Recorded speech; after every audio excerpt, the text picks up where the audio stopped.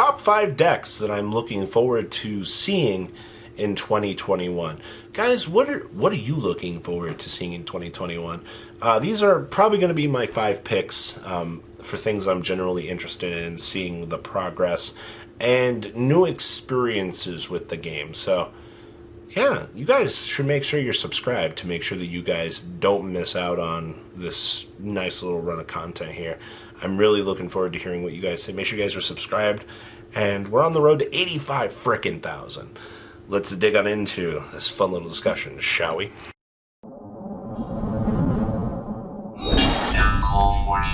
Number 1 on our list here is Sun Avalon. I haven't been in love with this archetype ever since I seen Spectre play it in the anime. I love the fact that it's plant-based, which is so cool. The fact that it revolves around a normal monster, too, was really cool, but the problem still remains of the power cards in this deck are nowhere near on a release schedule. Yeah, who would have shocked about that? Basically, we knew that we were going to have to spread these cards out a little bit over time for them to be released, but I still have so much faith in this deck. I'm super excited for a plant archetype, even if it's not going to be good. Alright, and it's kind of sad to say that because I love the entire evil Sakura tree blossoming lure that this deck kind of had going for it. And here we are. At best, we can accelerate. It's also really cool because we have a self-accelerating Link 1 that uses the entire extra deck as a resource for the deck. But the problem is you kind of have to start playing bad cards to reload it. But that's a story for another day. Those are Sun Avalon problems. So you want to play a frickin' sweet toolbox deck that has the ability to link climb.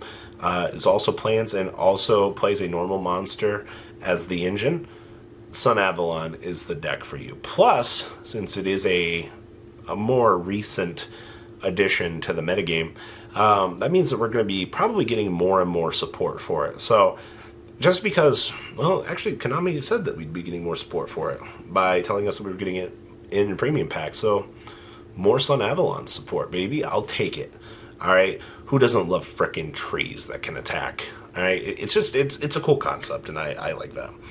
Number 2 on our list here is a giant boss monster for a theme that specializes in using the graveyard. Now, when I first saw this theme, I was extremely excited because you guys heard me running around going, Snake's Reign, Snake's Reign, Snake's Reign, Snake's Reign, it's a snake!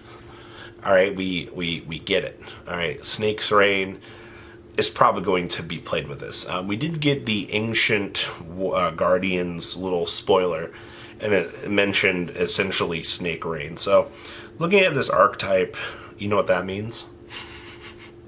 Can you... I just smell moldy skin and reptile, but maybe that's just me. Reptiles have needed so much support for so long. If you ask me, they're definitely top 2 most under-supported archetypes in the game. And it's really sad because I really want aliens over here. So first up, I think that this archetype, if it's good enough and it interacts with reptiles in a good way, you can bet your butt that alien players, the whole 2 of them in the world, are going to cheer. And they're going to cheer so loud that nobody's going to hear them. But I do have a feeling that this particular archetype is just going to be locked into its own name. But potential for aliens makes me want to play this. Potential abuse for Snake Reign. Snake's Reign has always been looked at. This community's looked at Snake's Reign since its release in TAV and has secretly known that this card was absolutely busted. A mill 4 from the deck, everybody and their mother understands, is absolutely busted. But I have a feeling that as we head forward here, as soon as that Snake's Reign gets Ash Blossomed or something, it's going to be a sad day. Imagine being able to activate Snake's Reign and send all your Tri-Brigade cards from the deck to the graveyard. Wouldn't that be cool? So we're going to have to wait and see where this goes. Number 3 on our list here is a Pendulum monster capable of controlling the musical scales. Now, my name's not Steven Trifanowski. I'm not Triff gaming by any stretch of the imagination here. But when I saw this, the first thing I thought of was Melodious, because this does look like a Melodious monster. It might be the same artist that did it.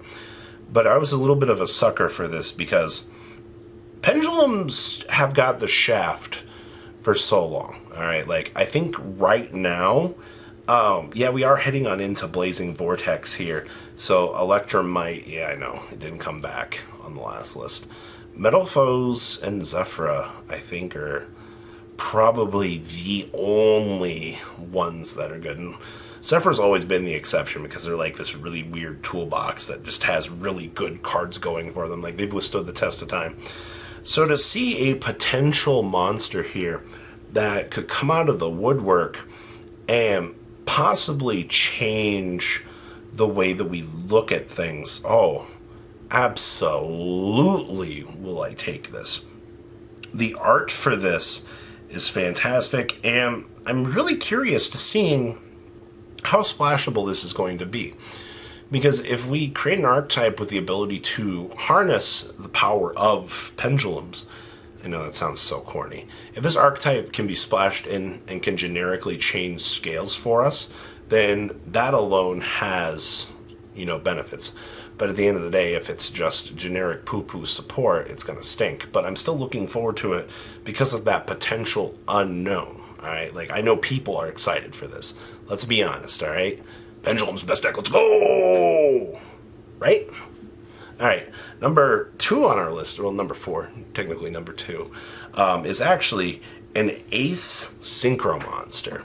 Now, you guys have heard me going off about this card so much because this card looks like Optimus Prime literally went and decided to have a baby with Elemental Hero Neos. I do think that this is actually going to be new machine support.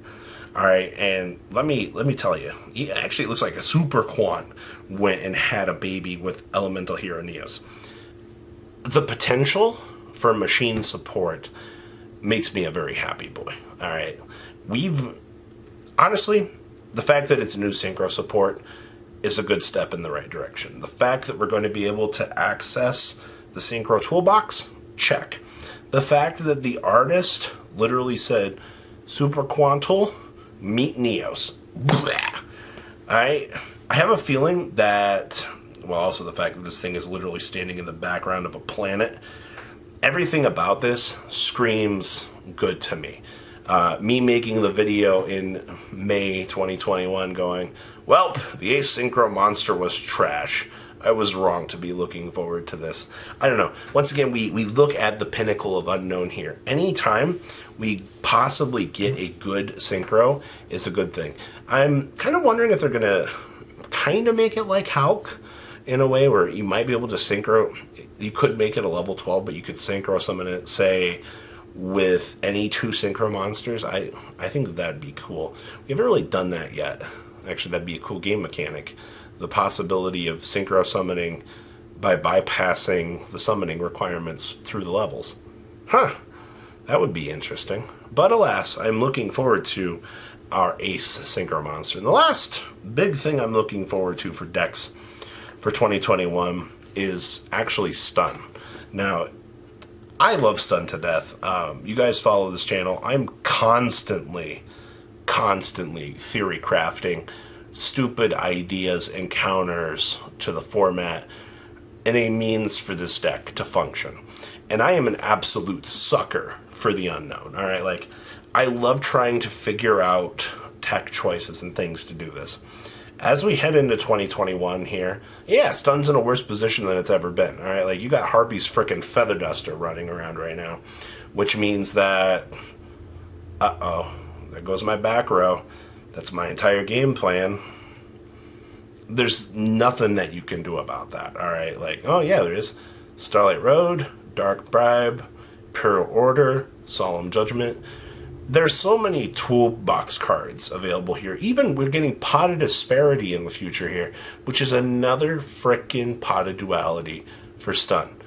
And by the way, you can Pot of Duality and Pot of Disparity in the exact same turn. Isn't that cool? I love sweet friggin' little toolbox stuff like that. It's so very interesting. So, yes, I am looking forward to what Stun brings to the table in 2021. Those are the top 5 decks that I am looking forward to really most in 2021. The whole unknown thing is so cool right now. So, what do you guys think? Please leave a comment down below. Tell me what you guys think. Make sure you guys are subscribed and have a good rest of your day, everybody. Smile for me. Thank you, patrons, for making the ride never truly end. Without you guys' support, well, I would probably be doing Truffle Shuffle videos for a living. Guys, please check out VanCool40 for all of your Cardfight Vanguard content brought to you by MCool40. And if you are looking to pick up singles, check out mcoolgames.com for your trading card game needs. Thanks for watching, everybody.